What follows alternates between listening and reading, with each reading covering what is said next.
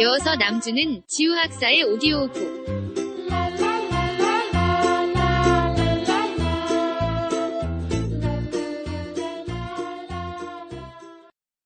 여러분 안녕하세요. 나도 문화해설사가 될 수 있다. 궁궐편 오디오북에 오신 것을 환영합니다. 이 내용은 문화재 전문 작가인 지우학사 최동근 작가가 자신이 2011년에 출간한 나도 문화해설사가 될 수 있다. 궁궐편 내용을 그대로 오디오북 형태로 만든 것입니다. 오늘은 킹메이커 한명회에 관해 알아보겠습니다. 자, 그럼 시작하겠습니다.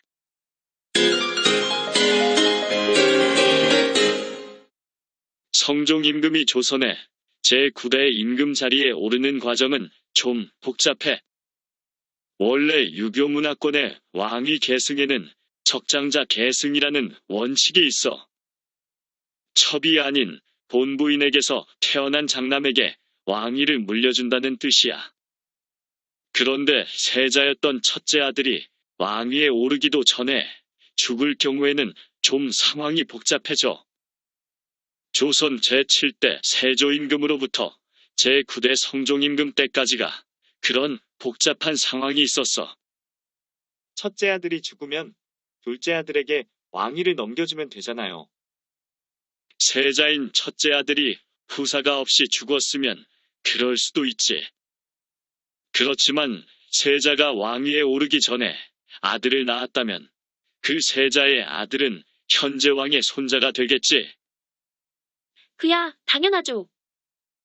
그럼 세자가 먼저 죽고 나서 그 이후에 현재 왕이 죽으면 누구에게 왕위를 물려줘야 할까? 세자의 동생인 왕의 둘째 아들일까? 아니면 왕의 손자인 세자의 어린 아들일까? 그것은 잘 모르겠어요. 그런 복잡한 상황이 세조 임금에게 벌어진 거야. 세조는 두 아들이 있었는데 첫째 아들이 의경세자였고 둘째 아들이 해양대군이었어. 그런데 세조 임금이 살아있었을 때 첫째 아들이었던 의경세자는 세조보다도 먼저 사망했었고 스하에 두 왕자를 남겼지. 장남인 월산대군과 차남인 자을산군이야. 세조에게는 손자들이지. 이때 세조가 의경세자의 뒤를 이어 사망하면 누가 왕위를 이어야 할까? 일단 왕위 계승을 적장자 계승 원칙대로 적용해봐. 당연히 월산대군이겠죠. 하지만 왕위는 세조의 둘째 아들인 해양대군에게 넘어갔고 이분이 조선 제8대 예종임금이야. 왜 그렇게 되었나요? 그렇게 된 이유는 당시에 최대 권력을 쥐고 있었던 한명회가 바로 예종의 장인이었기 때문이지. 그렇지만 예종마저도 재위 14개월 만에 사망하였고 스라의 나이 어린 왕자 제한대군을 남겼어. 이제 남은 것은 세조의 손자들 뿐이야. 나이 순서대로 하면 월산대군, 자을산군, 제한대군인데 이렇게 되면 누구에게 왕위를 물려줘야 할까? 여기서도 적장자 계승 원칙대로 적용해봐. 적장자 계승 원칙대로 하자면 예종의 아들인 제한대군이 왕위를 이어야 해요. 만약 제한대군이 아니라면 누가 왕위를 이어야 할까? 그렇다면 아깝게 왕위를 놓친 월산대군이겠죠? 예종의 다음 왕위 계승도 적장자 계승의 원칙이 깨졌어. 그것도 너무 황당하게 깨졌지. 왕위는 세조의 부인이었던 정의왕후와 누군가의 결탁으로 의경세자의 첫째 아들인 월산대군이 아니라 둘째 아들인 자을산군에게 넘어갔어. 가장 후순위의 사람이 의외로 왕위에 오른 거야. 심지어 예종이 사망한 지 불과 8시간 만에 즉위식을 거행했어. 아니 어떻게 그럴 수가 있죠? 그 누군가가 도대체 누구죠? 이유가 궁금하지? 이것도 한번 알아맞혀 볼래? 혹시 이번에도 한명회에 논란이 있었나요? 바로 그렇지. 이유는 의경세자의 둘째 아들인 자을산군도 한명회의 사위였기 때문이야. 이 자을산군이 바로 조선 제9대 성종임금이야. 그럼 한명회는 성종의 작은 아버지인 예종의 장인이기도 하고 예종의 조카인 성종의 장인이기도 하네요. 어떻게 그런 일이? 그렇지.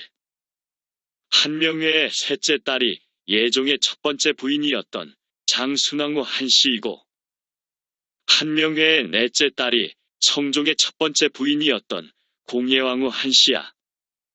어머나? 그럼 한명회의 넷째 딸이 셋째 딸인 자기 언니에게 작은 어머니라고 불렀겠네요? 요즘 같았으면 세상에 이런 일이라는 TV 프로그램에 나올 것 같아요. 어떻게 친언니가 작은 어머니가 되죠?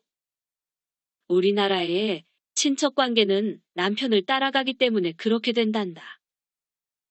이 이야기는 한명회의 권력이 얼마나 강력했던가를 보여주는 부분이지.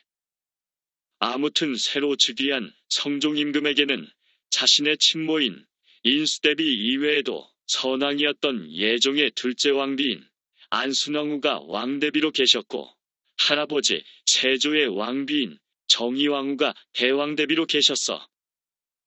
그래서 어머니와 작은 어머니, 그리고 할머니까지 이렇게 세 분이 동시에 살아계셨다는 거네요? 춤과 효를 강조하는 유교 국가인 조선에서 왕은 만백성에게 모든 면에서 모범을 보여야 하거든. 그런데 매일같이 왕이 직접 문안 인사를 드려야 하는 대비가 창덕궁 한 궁궐 단장 안에 세 분이나 모여 계신다면 서로가 얼마나 불편했겠니?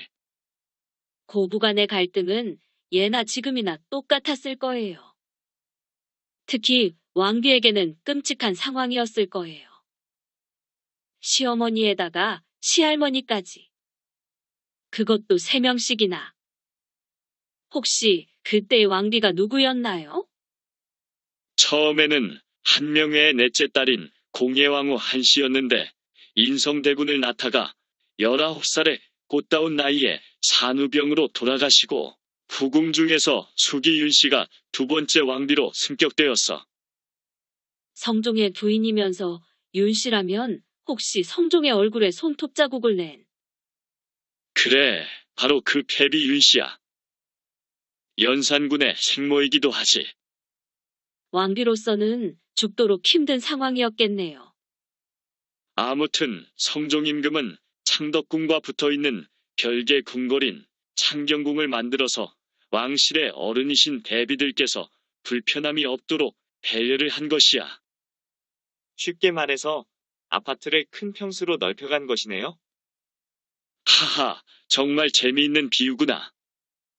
또한 담 하나를 사이로 창덕궁과 창경궁을 붙여서 만든 이유도 왕이 매일같이 문안을 쉽게 드릴 수 있도록 한 것이지.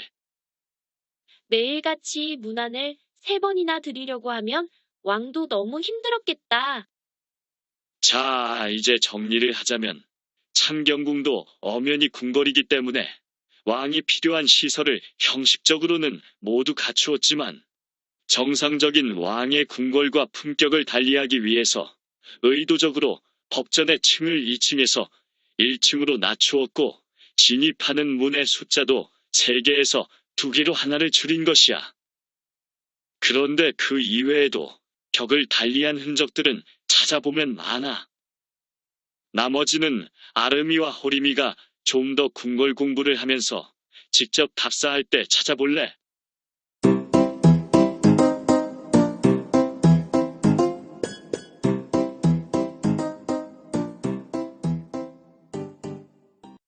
오늘은 여기까지입니다.